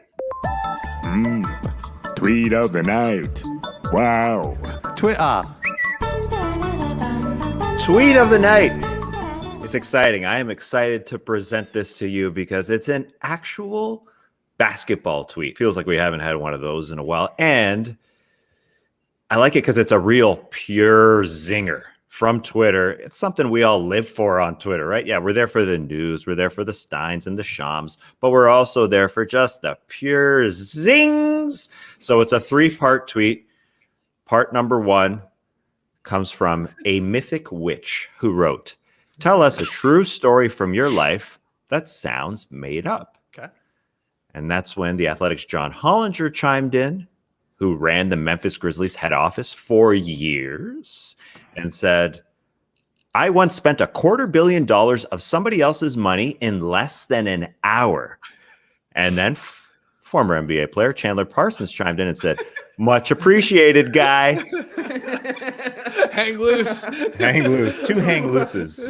And that's a 3-part tale of an NBA zing on Twitter. It went from someone that had nothing to do with the NBA circle at all, to a front office member and John Hollinger, to former NBA player Chandler Parsons. And I had to confirm that. Yeah, he's not on a team, but he was on the Hawks not too long ago. All right. Yeah, he was on the bench, but yeah, great stuff. Chandler Parsons thanking John Hollinger for the old max contract he got with the Memphis Grizzlies that unfortunately didn't pan out because of injuries, but hang loose, man. All good. hey, you got paid. I did see Bobby Marks of ESPN, who also was in the front office with the, I guess, was it Were they Nets. the New Jersey Nets at that point? I can't remember. Yeah, I said head office for the Memphis Grizzlies there when I said Hollinger was in their head office. It wasn't Home Depot, but anyway. Front office, yes. Yeah. Anyway, Bobby Marks did reply to John Hollinger and said, basically, I'm paraphrasing, but I did the same thing, but it took me 30 minutes. When he gave a bunch of contracts to a bunch of Nets players. Anyway, that was the story. Cool. Much man. appreciated guy. It's pretty funny though. Much appreciated guy. Much appreciated. Great stuff. We've had a couple Chandler Parsons mentions in the last month or so because we had Dan Grunfeld on talking about his book and his dad, Ernie, was in a front office, not a head office. And Dan always said to him, you got to look at Chandler Parsons coming out of school. I like this kid. Dan knew what he was talking about. Everybody loved Chandler Parsons. Not everybody, because he was a second-round pick. But, then he became the hot thing. Not physically, because he was a model, but also because he was a basketball player. And he was really, really good. And then it's unfortunate. The knees, man. Mm-hmm. Jeremy and the stream team. Could Chandler Parsons be any happier with his contract? The stream team's on fire. They are. They literally really are. Good. They bring a lot to the show. I sincerely mean that. I hate most of you, but a lot of you out there are pretty good at this. I'm just kidding. Pick 'em results from last night. Knicks Rockets. I swerved. The coin and I swerved. I took Houston to cover plus 6.5. I was feeling pretty good about it. I got to be honest. I was watching this game. I was like, the Rockets in their pajama uniforms, they're going to keep this close here. And they were. And then quickly, man, I swear to God, the guy hit 3 threes in pretty quick succession there in the fourth quarter. And the game just like blew open. And then the Knicks easily covered. So they ran out of gas. That's just yeah, you guys are right. The Rocket ran out of gas. Make it electric. You'll get so that's a tough loss for me. Don't those shorts look like gigantic? I feel Yeah. like the shorts look humongous because they got like the double stripes on the side plus the stripes on the front. A lot of stripes. Like these jerseys make these guys look wider. Totally. They really do. They're not slimming these stripes. That's surprising though, because aren't vertical stripes supposed to be slimming? I thought so too, but they don't. No. These guys look all bigger to me. They feel like huge, yeah. But anyway, this is a bad loss for your boy Skeetsy here, because I am down 3 games now in the month of December. I am looking at adding to my pick 'em payoff losses that I need to obviously deliver on. It's going to be 4 here in a second. I'm still at 3, but anyway, I'm 3-9. Tass and Lee are 6-6, and Trey and 10-2. I'm still officially in this. I can do this. What's our game tonight, Tass? I think it's a 9-game night tonight in the NBA, and one game, which we all wonder who is going to play in this basketball game, is the Los Angeles Lakers visiting the Minnesota Timberwolves, who have started to feel better because they went on the road, won some basketball games, but at home they're on a bit of a losing streak. So will they come home and beat this Lakers team that has a bunch of guys in the health and safety protocols, including Russell Westbrook and others? But the big 2, LeBron and Anthony Davis, should be playing. But yeah, the Westbrook and the depth of this Lakers, including Avery Bradley, Talen Horton-Tucker, gave a couple of us pause when we made our picks. Skeets and Lee are taking the Wolves at home, while me and Trey believe in this Lakers team to win. I didn't mention the line. It's basically a coin flip. The Wolves are 1.5-point favorites at home against this Lakers team, which, if you're watching lines, if you're a line watcher, this thing's got to be fluctuating like every line in the NBA. It's got to be fluctuating minute to minute with players being inserted in and out of the lineups. But yeah, I think it's safe to say that other than Westbrook, the main guys will be playing tonight. As of right now, as of right recording now, this podcast, but like you said, who the heck knows who's going to be actually playing in this game? Who the heck knows if this game is even played the way we're going here in the league? All right, well, good luck to everybody, especially me, because I need it more. Let's wrap up this drop podcast with a little rapid fire fun. Guys, I got the questions this week. You guys got the answers. First one helped out from Eric in Salt Lake City. Hey, No Dunks, a couple weeks ago. Golfer Tony Finau, is that how you say it? Finau? I think. But yes. Apologies to the Tony heads out there. I am not up on my Tony head. Yeah. Anyway, his regular caddy couldn't make the tournament, so longtime friend, billionaire jazz owner Ryan Smith, he caddied for him. So the question is, again, from Eric, when was a time you were way overqualified for something, but you did it just for fun? Tess. Well, I saw an ad that basically was asking for participants, and it read, "Do you drink alcohol? Can you use a computer?" Check. I'm in there. So it was an experiment, basically testing the effects of alcohol on cognitive abilities. So I sat at a computer, and I was drinking this concoction. It was bright green. I think it was Mountain Dew and something else. Not sure why this was the concoction, but yeah, as I got drunker and drunker, which I am overqualified for, basically they test your cognitive abilities and whether or not it slows down your motor skills or whatever. It was at the Center for Addiction and Mental Health in Toronto. Oh. And I think I did really well. I'm like pretty sure I aced that thing. I think it was like 60 minutes or so. And aced it. Who knows if you were actually drinking alcohol? You may have been the what's the word? Placebo, the guinea pig kind of thing. Yeah. What am I? There's a word for it. Isn't there? Placebo. Placebo. Yeah, you're right. So you were just drinking Mountain Dew. Getting worse and worse. I can't even press this button anymore. So that's just Mountain Dew. Yeah, I don't drink a lot of sugar. All right, Trey, what's your answer?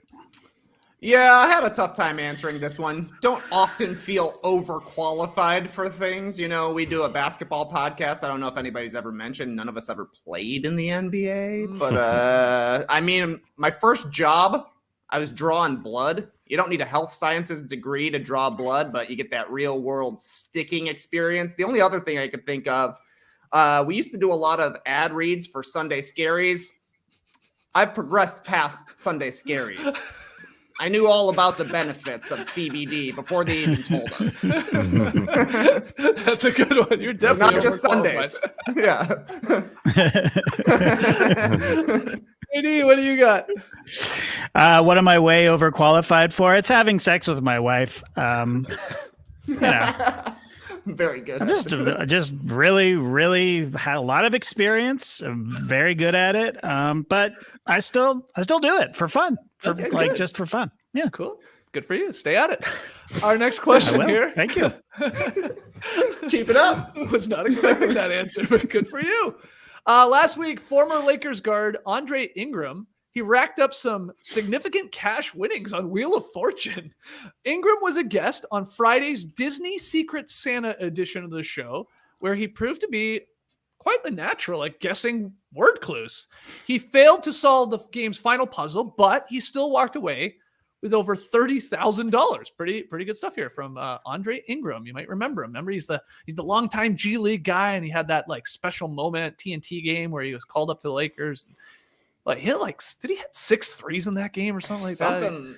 Yeah. Anyway, who's great? It's a crazy story. He played 2 games. In that first game, he was scorching. 4 for 5 from 3, 19 points in his first game. Yeah. And he's still in the G League. Like he currently still plays for I think so. Wow. Yeah. That's what all these reports were saying. But anyway, the question off of this, which I'm like 95% sure I've asked you guys before, but hey, who cares? Let's run with it. What game show would you love to appear on? Tass. I'm going to stick with Wheel of Fortune because I've got a theory in that they totally control who wins because they speed up the wheel or they slow it down depending on who they want to win. And I'm going to put that theory to the ultimate test because I think it's all about personality. I think they generally want somebody who's exuberant and just bringing it. So I'm going to be extremely exuberant, bring all the personality. And then when I spin the wheel, I'm barely going to put any force into it. I'm just going to touch it and see how fast they speed that thing up to get to a number. It has to go around once. Has to go around once. Yeah. So but I'm going to barely do it. Yeah. I guess that kind of kills me. Or else I can whip it and see them slow it down because they're going to want me to win. But I also just want to feel the weight of that wheel.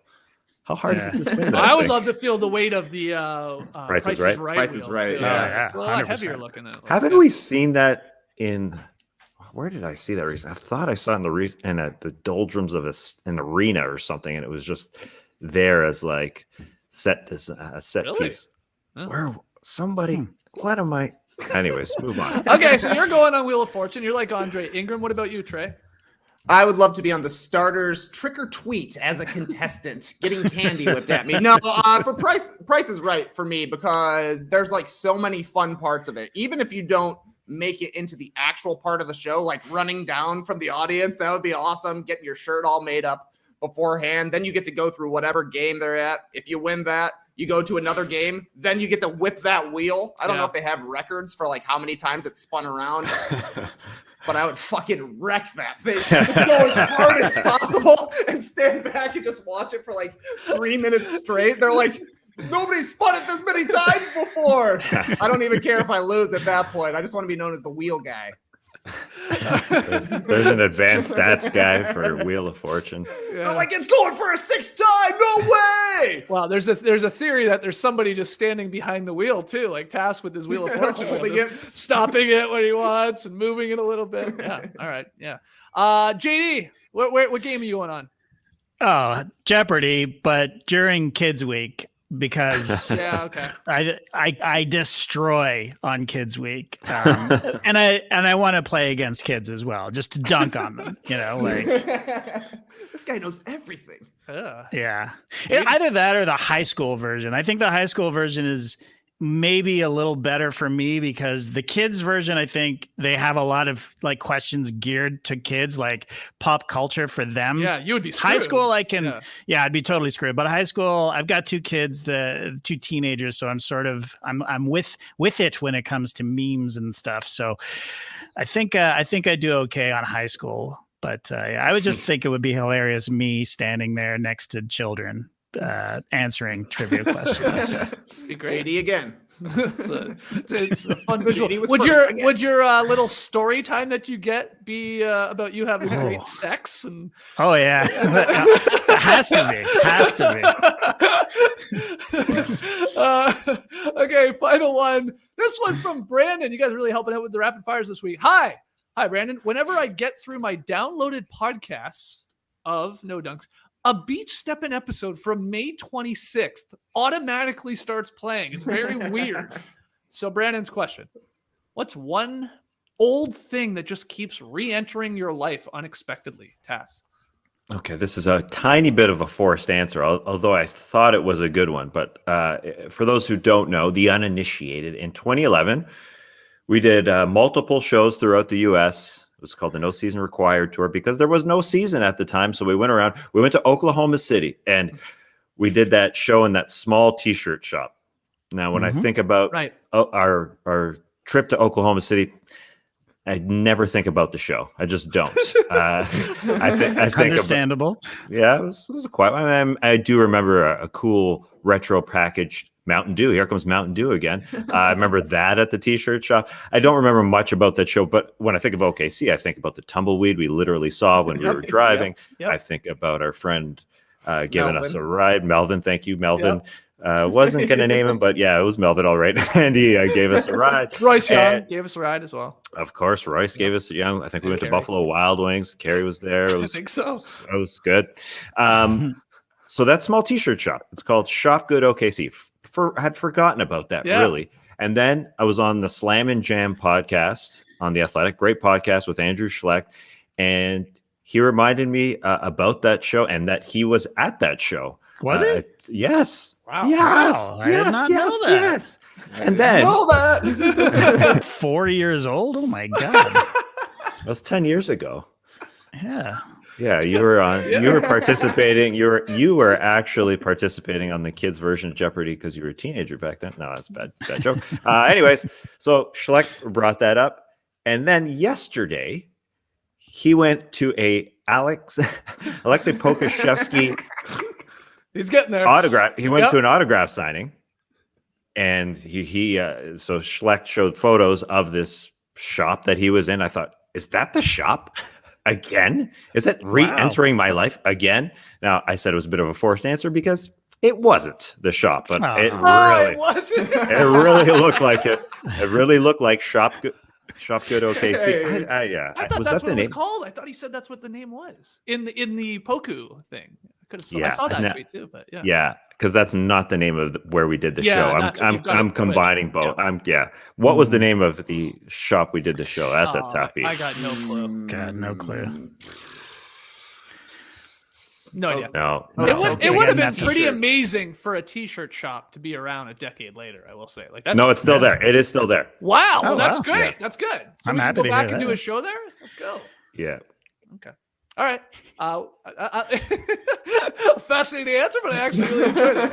We're almost me there. too. He's and there's a Skeets tie-in there. You look a little like Pokashevsky there. He was there.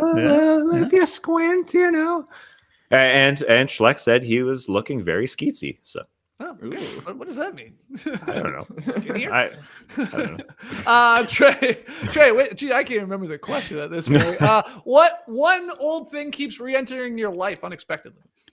Well, just like Trick or Tweet always came back every October 31st, once it turns to December, JD, I'm sure you get this too. People start sliding in your DMs. People start tweeting at you. Have you seen these beard ornaments? Yeah, I've seen the beard ornaments. So I took a picture because I have the beard ornaments. Here's me wearing the beard ornaments. Hilarious. I've seen them. They've been around for 10 years now. Lots of people have beards. They're around. Yep. I've never seen them in the wild, like just Just online. Yeah, Just at for the real. mall. Yeah. or even like if you go to like a bar where there's a Christmas theme, like there's a Christmas themed bar. I've never seen a bearded person Like with a bartender, those you on. think maybe working there or something. Would have it. Something Yeah. you would think, right? But yeah, I don't think they ever caught on. So Just the ultimate well. like sort of gag gift that people buy Yeah. for someone with a beard, and then they open it, they have a good larf, maybe throw one in, take a pic, and never Put see them them away again. till next year. Yeah. yeah, exactly. All right. Exactly. That's a good one. And JD, take us home. What do you got? Yeah, so you guys know we've moved to Atlanta, and I've moved, I think, 4 times since we've been here. And then now we're setting up a classic factory. So there's boxes of stuff that we've just been moving around that sort of never get half unpacked. But there's one thing that keeps popping up, and it's this fucking Fraggle Rock complete first season on DVD that my wife refuses to throw away, or not throw away, but just, donate it to some kid. Like my kids aren't watching it. I mean, they loved it as kids, but it's a regular DVD. We don't even have a DVD player. Yeah, it's a problem. There's no purpose to have this, but she will not throw it away. And there's a bunch of stuff, but this is just the one, why? It's on. It is the one of the few kids shows that's kind of hard to find streaming. It's on Apple TV Plus for some reason, which we have, by the way. We could watch it there if we really wanted to watch Fraggle Rock, but Jackson's in the other room now watching Marvel movies right now. Like he's not watching Fraggle Rock. They're not coming back. So I was going to say, I'd take that off your hands, JD, but when you said DVD, no, thank you. Yeah. I think it's because it's a season, right? That to me is always the obstacle. Like I will get rid of every single DVD, like every individual Boiler Room. For whatever reason, I had Boiler Room. I'll get rid of that DVD, but you put like 6 of them in a single package. You're like, don't know if we'll ever be able to find this again. Sure, it's online and you can watch it immediately, and you haven't chose to in over a decade, but they're all together. They might not be all together anymore. I don't know what it is. It's just such a bigger obstacle when it's a full season. Man, I would have taken Boiler Room. That's Vin's breakout. That's probably why you have it. Yeah, 100%. Yeah, Boiler Room is good. Is it on streaming? If it's not on streaming, I'm really going to regret that one. Yeah. This is very Lee Ellis of me, but you bringing up Fraggle Rock reminded me that I have this side-by-side photo here that I'll share to everybody on the stream team. That I believe on the right is like, those were like the big old, like they weren't monsters, but they were almost like sort of the enemies, I guess, of the Fraggle Rock crew, right? I don't even know what they're called. I think his name was so. Junior, but and then Who are we looking at here on the left of the Nuggets? Timothy Mozgov. Yeah, Mozgov. Yeah, I couldn't think of his name for a second. I always just saw a similarity between Mozgov and Junior from Fraggle Rock. So there's a photo for you. Oh, 100%. I can You see it? that. Yeah, I see. If he grows like a beard, just a chin beard, I think and grows hair out. Yeah, for sure. Okay. Yeah. That's why Jack King and the stream team is saying Fraggle Rock is creepy, bro. Yeah, I agree. I used to agree. love it, but it gave me the heebie-jeebies as a kid too. I agree with that. But it's great. what were they called? Dozers? Remember the little guys building? I think you're right. I think it was dudes, dozers, like building little buildings. Yeah. And stuff underground. Dozers, I think. Yeah. Can I borrow that Fraggle Rock? Yeah, absolutely. You can have it. You can have it. Thank you. Rachel's out of town. She can't do anything about it. It's gonna come over and demand it back from me when she gets back. A great comment from Sarah Gray. In a roundabout way, JD's answer was still my wife. Yeah, that's true. And you can hear with the disgust in your voice right now that it was my wife. Guys, that's rapid fire. That's another drop podcast. Always gets a little zany at the end of the week, doesn't it? It's part of its charm. Email your NBA questions into nodunks@theathletic.com. Follow us on Twitter, Instagram, Facebook, TikTok @NoDunksInc. Grab yourself some No Dunks merch. Go to nodunks.com for that. Get yourself an athletic subscription. Go to theathletic.com/nodunks. We will be back on Monday with NBA weekend winners and losers. TK, I know you are headed to the North Tundra of Illinois. The North Tundra of Illinois. You're headed home for the holidays. right. What, tomorrow? You driving home? 6 a.m. leave. Whoa, wow. Departure time. Yeah. Oh, yeah. Straight shot, one bang, 14 hours. What are we doing? 13 hours, 12 hours? What are we looking at? I mean, 12 if we're not stopping a lot. Loaded up boiler room for the girls on their iPads. Should be good to go. All right. Well, we'll drive safe. And we will be, hopefully, of course, checking in with you next week from a remote location. We might be dipping into the Classic Factory next week as well, too. So you're going to want to join us on YouTube. But thank you to everybody that's subscribed. Keep sharing the show. And we love the Pod Squad as well. All right, guys, have a fun and safe weekend. We'll see you back here on Monday. Until then, Clipper Bros. You heard it here first. Have a great time. Turn up. Love you guys. Awesome. Thanks for joining us. And good Gord. Go have yourselves a great weekend. Brace the weekend, people. You could stay, ooh, every day, and I'd be happy every minute.